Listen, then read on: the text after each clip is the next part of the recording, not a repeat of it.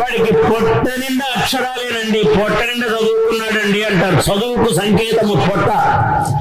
ఎందుకంటే అక్షరాలన్నీ నాభిలో నుంచి, నాభిలో పరా అనే వాక్కు ఉంటుంది.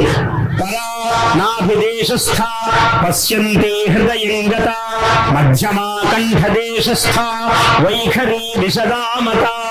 నేను మాట్లాడుతున్నది వైఖరి వాక్కు. దీనికి నాభిలో ఉండాలి పరావాక్కు.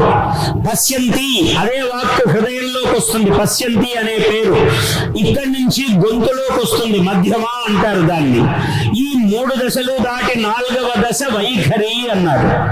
చూసారా?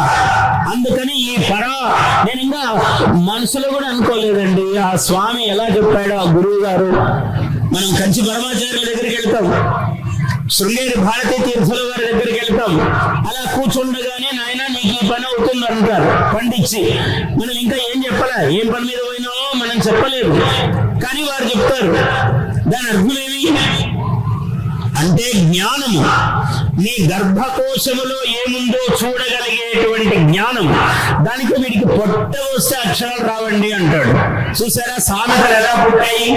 పొట్ట అక్షరాలకు, విద్యకు సంకేతం అన్నమాట.